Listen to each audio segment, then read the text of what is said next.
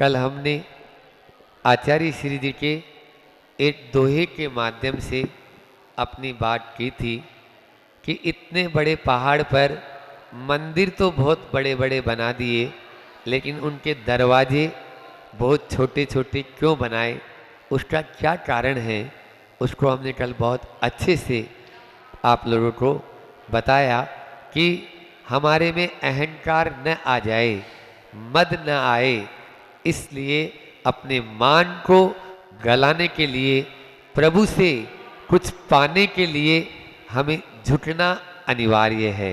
जो झुकता है वो कभी टूटता नहीं। पेड़ पर यहाँ द्रोणगिरी में आप लोग खूब बंदर देखे होंगे। उन बंदर एक डाल से दूसरी डाल पर छलांग लगाता है, लेकिन जो डाल अकड़ी रहती है वो टूट जाती है, और जो झुक जाती है वो कभी भी टूटती नहीं है। ये सारे के सारे जिनाले हमें इसी बात की शिक्षा दे रहे हैं कि हमें अपने जीवन में झुकना आना चाहिए, और झुकने के लिए मान को तिरोहित करना है, मान को गला देना है।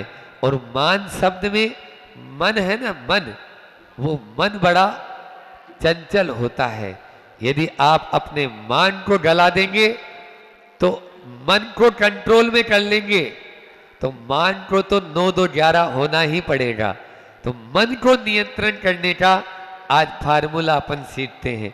आने वाले दिनों में इसी मन को नियंत्रण करने के उपाय आपके सामने हम रखते चले जाएंगे, क्योंकि मन ही ऐसा है, बोलते हैं ना, मन है कि मानता नहीं, मन है कि मानता नहीं।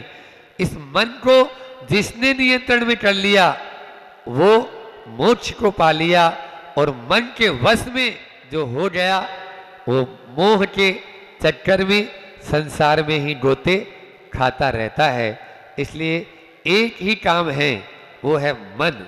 देखो, हाथी होता है, उसका कितना शक्तिशाली होता है।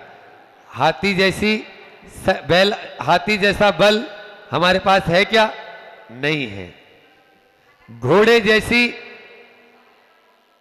चाल, पावर, शक्ति, पावर बोलते हैं उसको, हॉर्स पावर लिखा हुआ रहता है, हॉर्स पावर मशीनों पर भी। तो ऐसी शक्ति अपने में है क्या? नहीं है। बाज जैसी दृष्टि अपने में है क्या? जो बाज होता है वो कितने किलोमीटर ऊपर से भी देख लेता है कि नीचे क्या है। तितली जैसी सुंदरता है क्या? नहीं है। चीता जैसी चपलता नहीं है।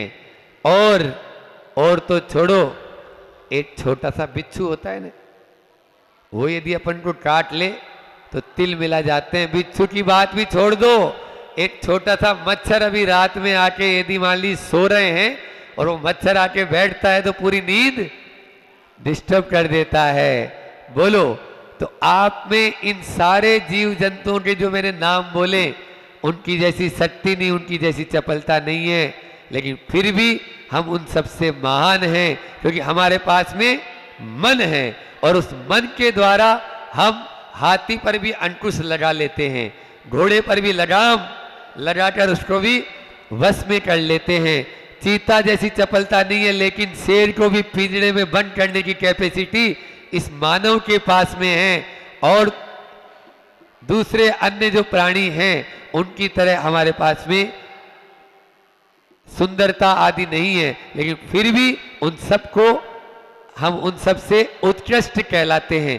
क्यों? क्योंकि हम मानव हैं। मनेन उत्कटा इति मानवा, शास्त्रकारों ने अपने ग्रंथों में लिखा है कि जो मन में उत्कृष्ट रहता है उनके पास भी मन है, लेकिन उनके पास में वो शक्ति नहीं है जो शक्ति मानव के पास में है। इसलिए मन को वश में करना बहुत अनिवार्य है। मन को यदि वश में कर लिया, मन की स्थिति, पानी में, पानी जो होता है उसका उदाहरण देते हैं, सुनो बच्चों, काम की चीज है। सुरेंद्र बहुत धीरे बोलो, बहुत देर से आवाज आ रही है। हाँ, तो मन जो होता है वो पानी की तरह है।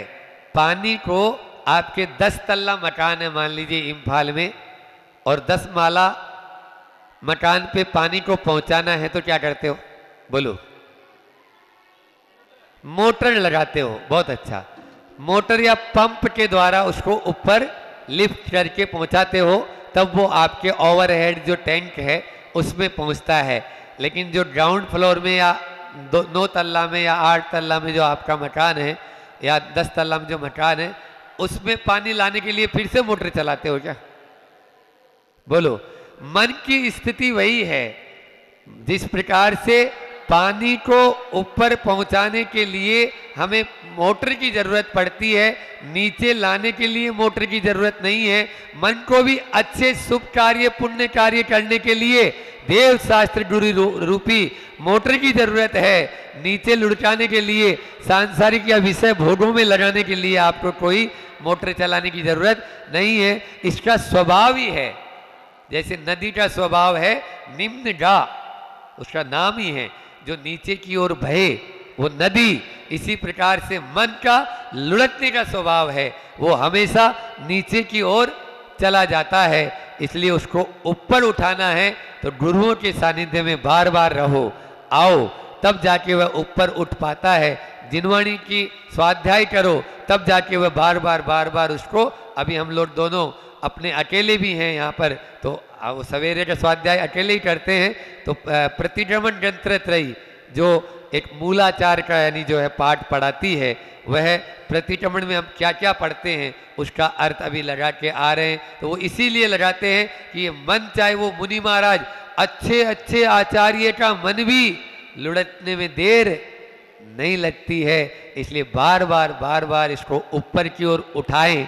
इसके लिए ये जिनवाणी आगम चक्षु साहु, साधु के चक्षु क्या आगम, तो वो अपने मन को कैसे संभालेंगे? उनको संबोधन कौन देगा? उनको जिनवाणी बताएगी कि नहीं, तुम्हें कहाँ होना चाहिए और तू क्या है, तुम्हें क्या करना है और तू क्या है। गुरुओं ने जो हमें उपदेश दिया है, हमारे आचार्य महाराज ने जो हमको मार्ग बताया है, वो मार्ग बार बार हमें बताता है कि नहीं, इसी को। इसलिए भावना का बहुत बड़ा प्रभाव पड़ता है। हम देखते हैं सामने वाले की प्रवृत्ति, हम देखते हैं सामने वाले की प्रवृत्ति कि इसकी प्रवृत्ति कैसी है, लेकिन उसके पीछे बहुत बड़ा इतिहास है। आज वो आपको नजर आ रहे हैं। देखो, पहले होते हैं संस्कार। क्या होते हैं? पहले होते हैं संस्कार, फिर होते हैं भाव, और भाव के माध्यम से हमारी सोच, और सोच के माध्यम से हमारी प्रवृत्ति, और प्रवृत्ति के माध्यम से हमारा चारित्र बनता है। समझ में आ रहा है? ये क्रम है। तो अपने अवचेतन मन में हमें इस मन दो प्रकार के हैं, चेतन मन और अवचेतन मन। हम अपने अवचेतन मन में क्या क्या भरे हैं पहले उनको खाली करना पड़ेगा, तब इस बाहरी चेतन मन का रूप आपके सामने आएगा। हम इसको तो सुधारना चाहते हैं बाहरी में, लेकिन जो अंदर में भरा है उसको सुधारना नहीं चाहते। तो 3 काल में हम अपने चारित्र को नहीं सुधार सकते, अपनी प्रवृत्ति में निखार नहीं ला सकते। इसलिए यदि प्रवृत्ति में निखार लाना है तो अपने पहले जो संस्कार हैं उन संस्कारों को हटाना होगा। संस्कार हट जाएंगे तो हमारे निश्चित रूप से अच्छे भाव होंगे, भाव अच्छे होंगे तो हमारी सोच अच्छी होगी, और सोच अच्छी होगी तो हमारी प्रवृत्ति अच्छी होगी, प्रवृत्ति अच्छी होगी तो हमारे चारित्र में अपना आप ही निखार आ जाएगा। इसलिए मन को कंट्रोल। दूसरी बात मैं कहना चाहूँगा यहाँ पर जो बैठे हैं आप लोग, कि मन के हारे हार है और मन के जीते जीत। मन के हारे हार है और मन के जीते जीत। यदि मन को आपने कंट्रोल कर लिया, मन को आपने अच्छे में लगा दिया, सकारात्मक सोच में लगा दिया, तो आप निश्चित रूप से जीत जाएंगे। और मन से यदि आप हार गए तो आप हार जाएंगे। किसी विद्वान ने कहा है कि युद्ध में जाने से पहले यदि हार मान ली तो युद्ध में जाने की कोई आवश्यकता है नहीं है, क्योंकि वो तो हार ही चुका ना। इसलिए आप पहले मन से ना हारें। बहुत सारे लोग यहाँ पर हैं, आपका स्वास्थ्य भी अनुकूल नहीं होगा, डॉक्टर लोगों के पास जाओगे तो एलोपैथी वाला सबसे पहले आपके मन पे अटैक करेगा। अरे आपका तो 80% ब्लॉकेज है, आप जल्दी से ऑपरेशन कराएं, नहीं तो आपको कभी भी हार्ट अटैक हो सकता है। वो अटैक आया था तभी तो गए थे उसके पास, दर्द हो रहा था सीने में तब तो गए थे हम। अब गए तो उसने और आपके मन में एक और कीड़ा घुसा दिया, कभी भी अब आपको अटैक हो सकता है। इस प्रकार उसको अटैक कभी भी आपके ऊपर आ जाएगा। तो ये जो मन में जो आपके कीड़ा घुसा दिया है, ये सबसे बड़ी बीमारी है। तन की बीमारी का इलाज तो है, मन की बीमारी का इलाज नहीं है। इसलिए मन को कंट्रोल करना या मन को नियंत्रण करना है तो सबसे पहले हम मन से अच्छा सोचें। जो पुराने हमारे गलत विचार आ रहे हैं उन सबको निकालकर बाहर कर दें। आपको अमेरिका के एक बहुत बड़े मंत्री हुए हैं, प्रधानमंत्री हुए हैं, उनका नाम था एंडरसन। एंडरसन जो थे उनको छोटी उम्र में ही क्षय रोग हो गया। क्षय रोग का मतलब टीबी, क्षय रोग का मतलब टीबी। अब टीबी हो गई उनको, तो जब टीबी हो गई तो वो हमेशा चिंतित रहने लगे और वो डिप्रेशन में जाने लगे। डिप्रेशन में जाए तो एक बार एक वृद्ध व्यक्ति उनको मिला, बोलो भैया तुम्हें टीबी हो गई है, आज तक जो व्यक्ति जन्म लिया है तो मरा भी है या नहीं है? चाहे वो विश्व पितामह हो जिनको इच्छा मृत्यु थी, ठीक है ना, चाहे वो तीर्थंकर देव हो, चाहे वो कोई भी हो, XYZ, जिनको रावण जैसे को है ना इच्छा मृत्यु थी, दुर्योधन इच्छा मृत्यु थी, लेकिन फिर भी इनके मरण हुए या नहीं हुए? तो इस धरती से जिसने जन्म लिया है उसको मरना है, तो तुम क्यों चिंता कर रहा है? जब ऐसा उनको उसको बोला गया तब उसके मन में विचार आया मैं गलत सोच रहा हूं। और उस बूढ़े आदमी ने कहा देखो तन की बीमारी का इलाज है, मन की बीमारी का नहीं, तो मन से इस बीमारी को हटा दो। उसने मन से उस बीमारी को हटा दिया, धीरे धीरे वो स्वस्थ होना ठीक हो गया और वही आगे जाके अमेरिका के प्रधानमंत्री बने। बोलो क्या है ये? स्वस्थ हो गए बिल्कुल। ऐसे कैंसर के कई इलाज हैं। अभी कोरोना हुआ तो वही व्यक्ति गया जो डर गया, जिसने अपने मन के ऊपर बीमारी को हावी कर लिया। इसलिए मन पर आप कभी भी अपनी बीमारी को हावी न होने दें, बल्कि अच्छा सोचें। भावना योग जो प्रमाण सागर जी महाराज बताते हैं उसके माध्यम से अच्छा सोचते चले जाएं तो निश्चित रूप से आपकी बीमारी दूर हो जाएगी। अंत में आपको मन जो है ना, मन वो शब्द बड़ा चमत्कारिक है। मन शब्द जो है वो स्वयं जो है बहुत बड़ा चमत्कारिक शब्द। कैसा है?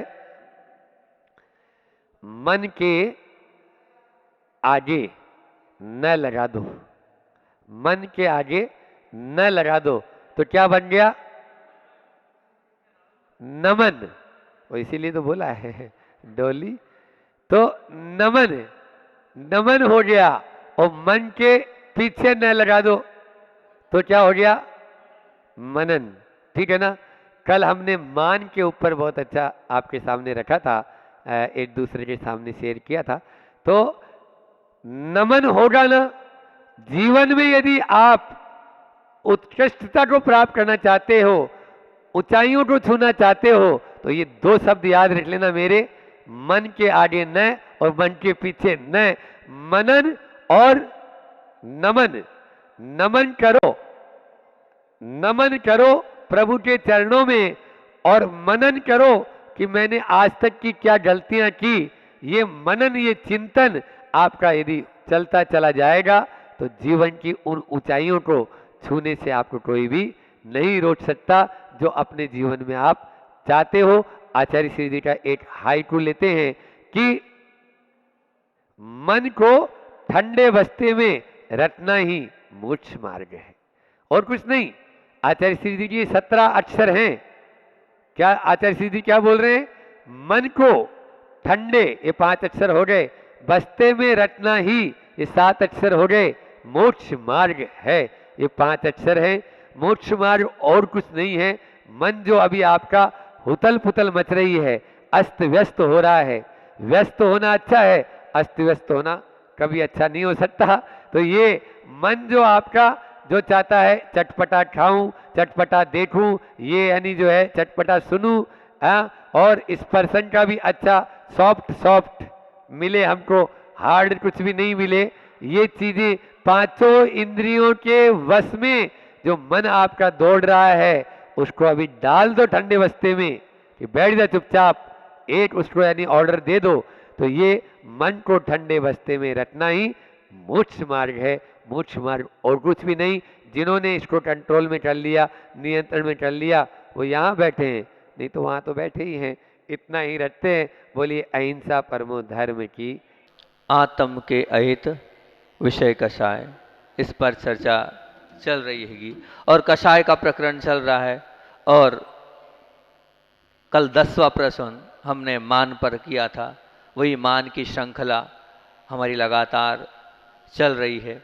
कल की बातों को एक बार फिर से पुनः एक बार देख लें। बहुत सारे लोग तो नए ही हैं, लगभग सभी नए हैं, क्योंकि क्षेत्र पर तो रोज आ रहे हैं और रोज जा रहे हैं। फिर भी उन 3-4 बातों को जो कल की प्रमुख थी उनको ले लेते हैं। हमने मान के ऊपर कल प्रारंभ में ये कहा था कि आखिर मान क्या है, तो उसे कहा था विशिष्ट बने रहने का प्रयास, आतुरता और उद्विग्नता, ये मान। दूसरा कहा था मैं दूसरों से अलग हूं, ये दिखाने का प्रयास, ये है मान। तीसरा कहा था मैं जहां भी जाऊं मुझे सम्मान मिलना ही चाहिए, ये था मान। चौथा था मैं जो सत्कार्य कर रहा हूं उसकी कद्र होनी ही चाहिए, ये है मान। और फिर उसके बाद क्रोध को तो आंख की उपमा अपन ने कल दी थी, वो अग्नि जलाती है, क्रोध रूपी अग्नि, सद्गुणों को, समता को, प्रेम को, प्रसन्नता को और अभिमान को दीवाल की उपमा दी थी। वो दीवाल क्या करती है, तो वो दीवाल ना प्रभु से मिलने देती है, ना गुरु से मिलने देती है, ना सज्जन से मिलने देती है, ना उपकारी के उपकार चुकाने देती है। वो अभिमान रूपी दीवाल थी।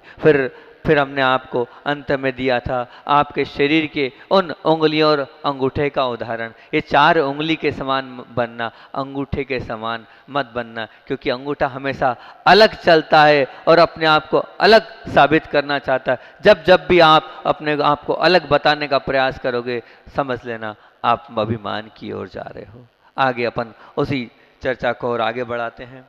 अभिमान के परलोक में तो अनेक दुष्परिणाम हैं, परंतु इस जन्म में भी जो दुष्परिणाम है वो इतने भयंकर है कि जिन्हें शब्दों से अभिव्यक्त करना अत्यंत कठिन है। फिर भी अपन कुछ उदाहरणों से इसको समझने का प्रयास करते हैं। कहा जाता है, जैसे कहते हैं, संबंध रूपी दूत के लिए अभिमान निब्बू का प्रतिनिधित्व करता है। जो संबंध हैं, उन संबंधों के लिए, उन संबंध रूपी दूत के लिए जो निब्बू है वो काय का करता है, वो निब्बू अभिमान का प्रतिनिधित्व करता है। जैसे कैसे, मान लीजिए दूध, यदि आप उसमें शक्कर डाल दो तो वो दूध क्या हो जाता है, बताओ ना, पीते भी हो बता भी नहीं रहे हो, मीठा हो जाता है ना, तो वो दूध मीठा हो जाता है। मान लो उस दूध में आपने जामन डाल दिया तो क्या होगा, दही बन जाता है। और मान लो उस दूध में नींबू डाल दिया,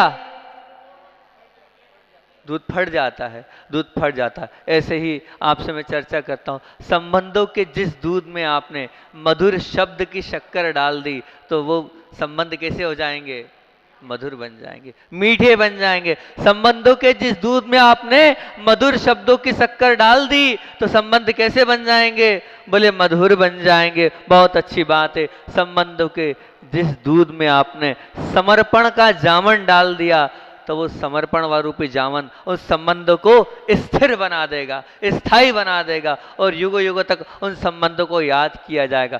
सिर्फ काय का जामन डालना है, समर्पण का जामन डालना है। उसी संबंध के दूध में अगर आपने अभिमान रूपी निब्बू को निचोड़ दिया तो संबंध क्या हो जाएंगे, फट जाएंगे, छार छार हो जाएंगे, टूट जाएंगे। ये संबंध की बात चल रही है। संबंध ऐसी वस्तु है, इस व्यवहारिक जीवन में रहना है तो इस संबंधों के बिना हम नहीं रह सकते। एक संबंध होता है माता पिता का, एक संबंध होता है भाई बहन का, एक संबंध होता है पति पत्नी का। तो आज अपन पति पत्नी के संबंध पर चर्चा करते हैं। पति पत्नी, एक छोटा सा उदाहरण लेके मैं अपनी बात को प्रारंभ करता हूँ। एक सत्य घटना ही समझ लीजिए। दोनों पति पत्नी हैं, और दोनों बाहर रहते हैं। और बाहर इसलिए रहते हैं कि घर बाहर छूट गया है, दोनों के पैकेज है बड़े बड़े, आजकल पैकेज का सिस्टम है। पत्नी भी सर्विस करती है और पति भी सर्विस करते हैं। अब हुआ ये है कि पत्नी का पैकेज ज़्यादा है और पति का पैकेज कम है। उसका 25 का होगा तो उसका 40 का होगा, ऐसा कुछ होगा। तो वो पैकेज ज़्यादा था। हुआ ये, ऑफिस से पति भी घर आता है और पत्नी भी घर आती है। और घर जब पत्नी आती है तो पत्नी बड़े सुंदर एक प्लेट में बहुत सारी मिठाइयाँ लेके पति के पास पहुंच जाती है। और उस सुंदर सुंदर मिठाइयों को देखकर पति बड़ा आश्चर्यचकित हो जाता है कि ये आज हमारी पत्नी को क्या हो गया है, घर आते ही इतनी सुंदर सुंदर मिठाइयाँ सामने रख रही है, क्या बात है। और बड़ा प्रसन्न होता है और प्रसन्न होकर पत्नी निवेदन करती कि मुंह मीठा कर लो। पत्नी क्या कह रही है, मुंह मीठा कर लो। तो पति से रहा नहीं गया, उसने कहा क्या कारण है, मुंह मीठा मैं क्यों करूं, क्या बात है, आखिर मुंह मीठा क्यों कराया जा रहा है। तो पत्नी कहती है कि नहीं आप तो मुंह मीठा कर लो, तो कारण तो बताओ। तो मेरी माँ ने संस्कार में ये संस्कार दिए थे, अगर कुछ शुभ कार्य होता दिखे, उसकी संभावना भी दिखे तो मुंह मीठा करा देना, मुंह मीठा करना चाहिए। तो बोले बहुत अच्छी बात है कि अब ये बता शुभ क्या होने वाला है। बोले शुभ ये होने वाला है कि अभी अभी मैं जब ऑफिस से घर आ रही थी तो अपने वकील से मिल के आ रही थी। वकील ने कहा चिंता मत करना, कल आपके डाइवर्स का पूरा पूरा काम हो जाएगा और आपको डाइवर्स मिलने वाला है। बस उसकी खुशी में मैं आपका मुंह मीठा करा रही हूँ। कारण क्या है, आपस में दोनों की नहीं पट रही है। दोनों की नहीं पटने का कारण क्या है, कारण है अभिमान। ये अभिमान काय का अभिमान है, अभिमान ये है क्योंकि आप चाहते हैं हमारी लड़कियां पढ़े, बहुत अच्छी बात है, पढ़ाने के लिए मनाही नहीं है, आप पढ़ा रहे हैं, पढ़ाइए। पढ़ाने के बाद हो क्या रहा है, फिर जितनी बड़ी उसने नौकरी करी है, जितनी बड़ी उसका जितना बड़ा उसका पैकेज है, उसके अनुसार लड़का चाहिए। अभी बामोरा की एक बहन आई, उसके अभी यहीं हम जिस दिन आप प्रवेश किया उसी दिन प्रवेश में पूरा परिवार आया। अब पूरा परिवार आया, वो बड़ा परेशान, मैंने क्यों क्या हो गया, महाराज आशीर्वाद चाहिए। किस बात का आशीर्वाद चाहिए, बोले लड़का नहीं मिल रहा है। मैंने कहा क्या दिक्कत है आपकी लड़की में, सब तो अच्छा है। बोले अच्छा तो है, लड़की का पैकेज 28 लाख का है, लड़की का पैकेज 28 लाख का है। अब उस 28 लाख के हिसाब से कुछ थोड़ा ज्यादा पैकेज वाला लड़का मिले तो मिल तो रहे, कोई 10 वाला, कोई 12 वाला, कोई 15 वाला, बाद में फिर क्या है, फिर वो दरार पड़ेगी। पत्नी का ज्यादा पैकेज रहेगा तो वो फिर समस्या तो बनेगी। अब बड़ा पैकेज चाहिए, अब उसने 28 लाख की तो कम 40 लाख 35-30 लाख का तो बरोबर वाला चाहिए। अब ये समस्या है, वही वहां पर बात थी, बड़ा पैकेज था, उस पैकेज का अभिमान उस बहन को ज्यादा था। इस बहन को ये ज्यादा था कि तुम रख रहे हो तो ठीक है, नहीं तो मेरे अनुसार चलना हो तो चलो, नहीं तो मैं तो छोड़ दूंगी, दूसरी कर लूंगी, और दूसरी नहीं भी करूंगी तो कोई बात नहीं, मेरे पास तो सब कुछ है, मैं मेरे पैरों पे खड़ी हूँ और मैं अपना सब कुछ कर लूंगी। ये जो आजकल की लड़कियों के अंदर बहुत बड़ी चीज आ रही है, नौकरी कर ली है तो मैं मेरे पैरों पे खड़ी हूँ। और वो मेरे पैरों पे जो खड़ा करना आपका एक अच्छी बात थी, लेकिन उन्होंने उसको अभिमान मान लिया है।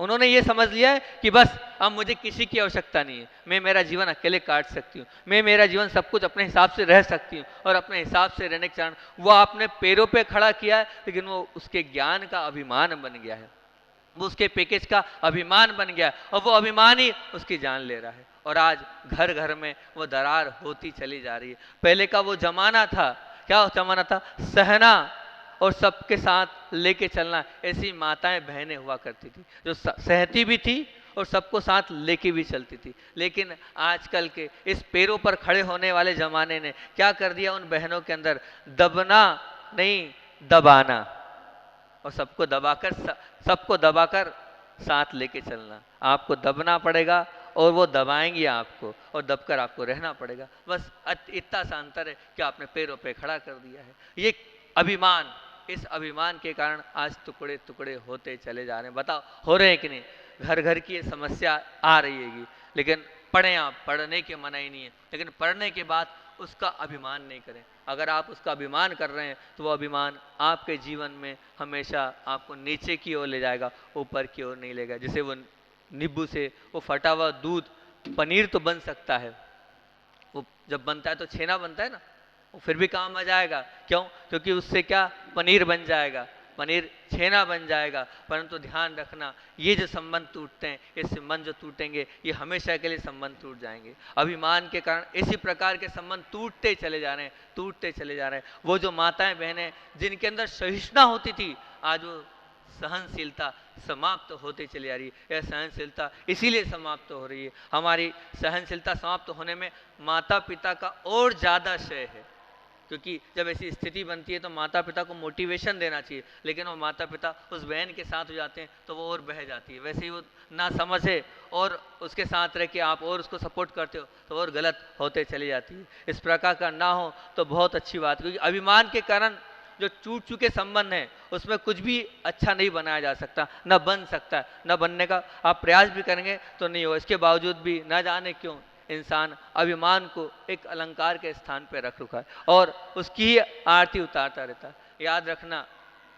बहुत अच्छी बात बोल रहा हूँ, कोयल को आम वृक्ष पसंद है, उसको आम वृक्ष प्रिय है। वो जो एक त्रियंश पशु सुअर है उसको विष्ठा पसंद है। हंस है, उसको मोती सर्वाधिक प्रिय है। वो बगला है, उसको क्या पसंद है, तो बोले उसको मछली अधिक प्रिय है। तो वही इंसान है, इंसान के पास दो चीज़ है। मनुष्य उसके पास दो चीज़। हाँ, मैं दो बोलता हूँ, अलग अलग बोलता हूँ, हमेशा बोलता हूँ कि दो चीज़ है। दो क्या है? एक है अंतरकरण, आत्मा।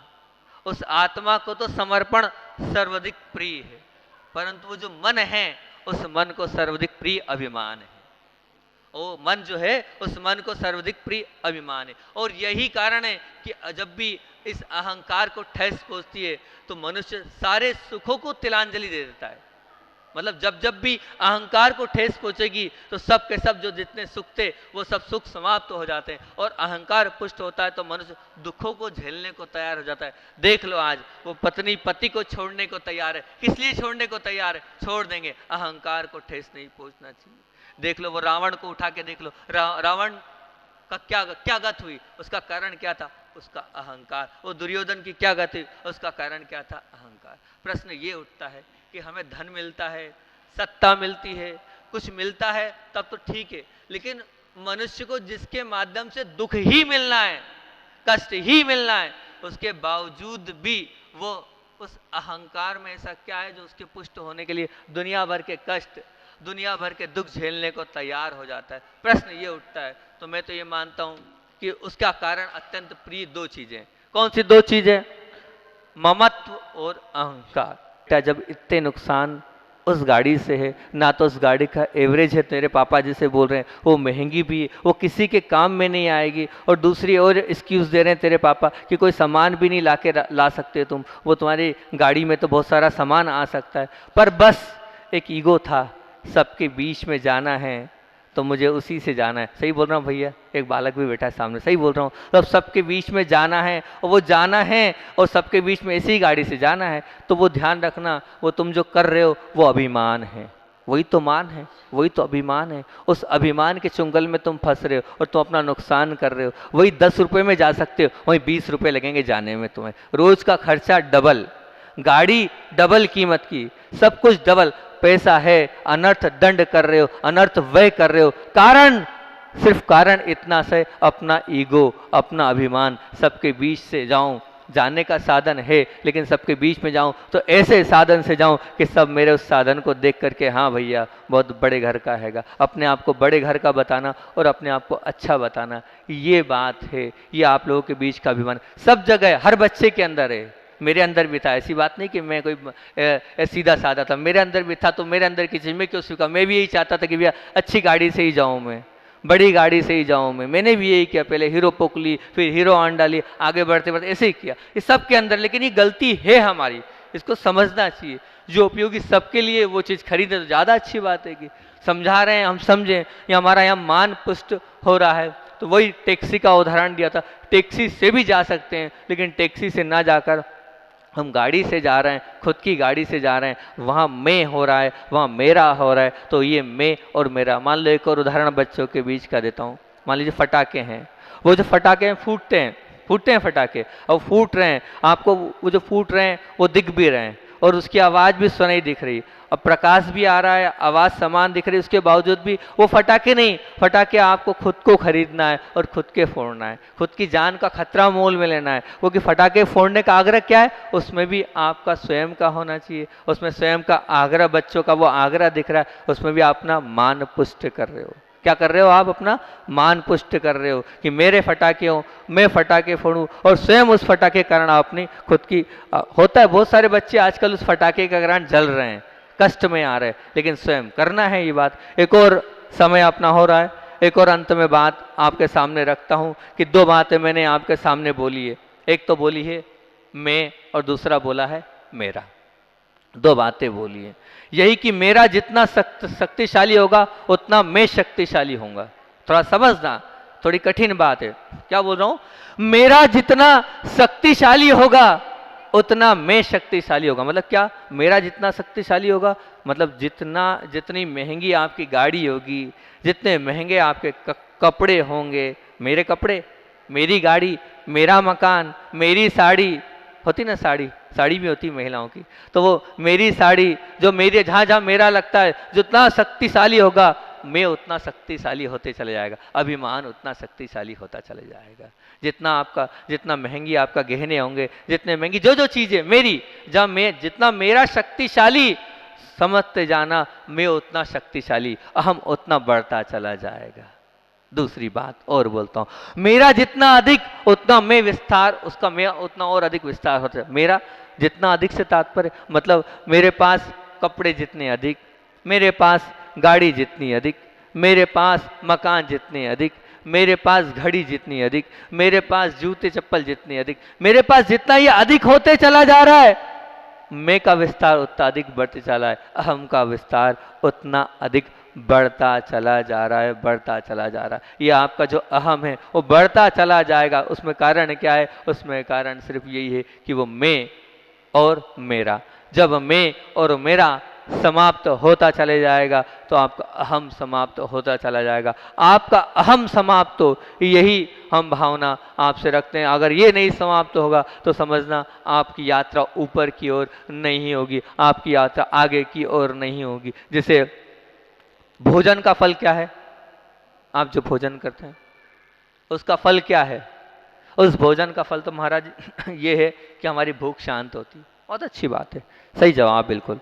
पानी का फल क्या है? महाराज जी पानी से हमारी प्यास बुझती है, इसलिए हम पानी पीते हैं। बहुत बढ़िया बात है, अच्छी बात है। दवाई का फल क्या है? महाराज दवाई इसलिए लेते हैं कि रोग है, कष्ट है, तो अब जब वो नहीं लेंगे, हाँ बहुत अच्छी बात से रोग में शांति होती है। अब आप बातचीत कर रहे हैं, आपस में व्यवहार निभा रहे हैं, महाराज जरूरी है, संबंध पुष्ट करना है, बहुत अच्छी बात है। पर मैं ये पूछ रहा हूं कि अकूत अमर्यादित धन का फल क्या है? अकूत और अमर्यादित आपके पास ये जो धन है उसका फल क्या है? तो मैं कह रहा हूं अभिमान पुष्टि के अलावा कुछ नहीं है। ध्यान रखना, उस भोजन का फल क्षुधा तृप्ति हो सकता है, उस पानी का फल तृषा तृप्ति, उस प्यास हो सकती है, उस औषधि का फल आपके रोग दूर हो सकते हैं। मतलब वो तो ठीक है, मैंने मान लिया, लेकिन वो व्यवहारिक आप चर्चा कर रहे हो उससे आपके संबंध पुष्ट हो सकते हैं। लेकिन जिस संपदा के पीछे आप भाग रहे हो रात दिन, अमर्यादित संपदा के पीछे आप भाग रहे हो रात दिन, अमर्यादित लगा रहा हूं, अमर्यादित से मतलब कुछ तो मर्यादा हो आपकी संपदा के पीछे। संपदा के पीछे तो भागना पड़ेगा, आपका काम है, वो संपदा नहीं होगी तो घर कैसे चलाओगे? लेकिन अमर्यादित संपदा के पीछे जो भाग रहे हो, ध्यान रखना वो अमर्यादित संपदा के पीछे भागने का एक ही कारण है, मात्र वो है आपका अभिमान। सिर्फ आप अपने अभिमान को पुष्ट करने के लिए, अपने अभिमान को और बड़ा बनाने के लिए आप उस संपदा के पीछे भागते जा रहे हो। अधिक संग्रह, अधिक अर्जन आपका होता जा रहा है सिर्फ अपने अहम पुष्ट करने के लिए। और जहाँ जहाँ याद रखना, अधिक जितना होगा अहंकार उतना पुष्ट होते चला जाएगा, होते चले जाएगा। जितना आप अहंकार को पुष्ट करोगे उतना आपका जीवन नीचे की ओर होता चला जाएगा। तो अपना समय तो हो गया है और रोज आचार्य भगवान का एक न एक संस्मरण हम प्रतिदिन सुनना है, आचार्य भगवान की कुछ बात। तो पहले अपन इसको आज की बात को फिर से पुनः एक बार रिपीट कर लें। तो ध्यान रखना, आज हमने आपसे बात करी हैगी, वो पहली बात यही करी थी कि कहना हो तो कहा जा सकता है कि संबंध रूपी दूध के लिए नींबू क्या है?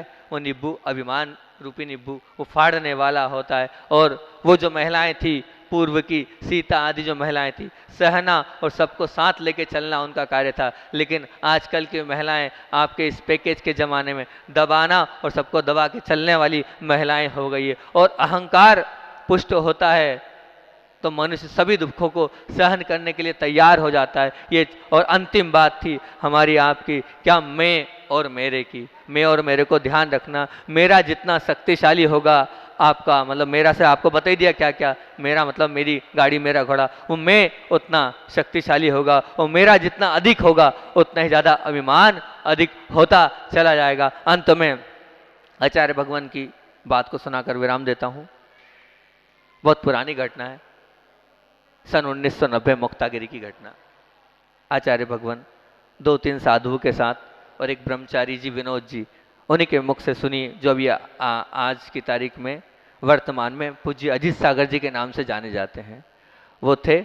और जब जंगल जा रहे थे तो वहीं मुक्तागिरी में आगे की ओर, सन 1990 चतुर्मास की बात है, जंगल जाते हुए आगे बढ़े और पहाड़ियों के बीच में आचार्य जंगल गए और सोच के बाद शुद्धि के लिए बाहर आए तो वो जो ब्रह्मचारी थी वहीं आचार्य भगवान की शुद्धि करा रहे थे। शुद्धि कराते कराते एक बहुत अच्छा दृश्य देखा। उस दृश्य को देख के लगा कि वास्तविकता में कि जो वीतरागी होते हैं और जो महान होते हैं उनके सामने जैसे होता ना कि प्रभु के सामने आने के जब समोषण आता है तो समोषण आने के बाद सब लोग डर, भय, शोक, चिंता सब भूल जाते हैं। जब प्रभु आता है और प्रभु का जब समोषण आता है तो सब शोक, चिंता, डर, वो गाय और शेर एक साथ हो जाती है, वो नेवला और सांप एक साथ हो जाता है। सब जितने भी आपस में जो विरोधी प्राणी हैं वो भी जब भगवान का समोषण आता है तो एक साथ बैठ जाते हैं। तो वही एक दृश्य वहाँ देखने को मिला। जब आचार्य भगवान को वो भैया जी कमंडल लेके शुद्धि करा रहे थे और आचार्य श्री शुद्धि कर रहे थे उस वक्त, तो वो दृश्य देखा कि एक नेवला आचार्य श्री के थोड़े समीप आचार्य श्री को वहाँ थोड़ी सी ऊंची पहाड़ी से निहार रहा है। थोड़ा समय होता नहीं है कि दूसरा नेवला आके वहाँ दोनों के दोनों एक टक आचार्य भगवान को देख रहे थे, एक टक आचार्य भगवान को देख रहे थे। वो पशु कौन सा है, वो त्रियंच कौन सा है, नेवला। तो वो ब्रह्मचारी जी थे विनोद भैया उस वक्त, उन्होंने कहा आचार्य श्री एक बात समझ में नहीं आ रही है, ये तो आश्चर्यकारी घटना है। नेवला मनुष्य को जब देखता है, आप देख लेना, वो भागता है नहीं, वो कभी भी वो सीधे भागता है, कभी भी वो देखता नहीं, वो डरता है और भागता है। कभी भी मनुष्य के लिए वो नहीं करता है, जैसे जो जंगली नेवले होते हैं। बोले आचार्य श्री ये तो बिल्कुल आपको एक टक लगा के देख रहा है। तो आचार्य श्री बोले ये वीतरागता को देख रहा है। किसको देख रहा है? ये वीतरागता के दर्शन कर रहा है और वीतरागता के दर्शन करने के लिए एक टके देखते जा रहा है। इसको जो अनुभूति हो रही है वो निश्चित तौर से हो सकता है इसने इस दृश्य को देखकर अनुव्रतों को ग्रहण कर लिया और अपना कल्याण कर लिया हो। तो ऐसे दृश्य और ऐसा सब कुछ किसको? वीतरागी संत को ही देखकर होगा। हम जैसे संतों को देखकर शायद नेवला नहीं रुकेगा और नहीं दर्शन करेगा। वो तो पूज्य आचार्य भगवंत ही है जिनके त्याग और तपस्या के आगे बड़े बड़े और ऐसे ऐसे पशु भी उनके आगे नतमस्तक हो जाते हैं और अपने आप को धन्य मानते हैं उनके दर्शन करते हुए। समय अपना हो गया। बोलिए आचार्य भगवान विद्यासागर जी महामुनि राज की।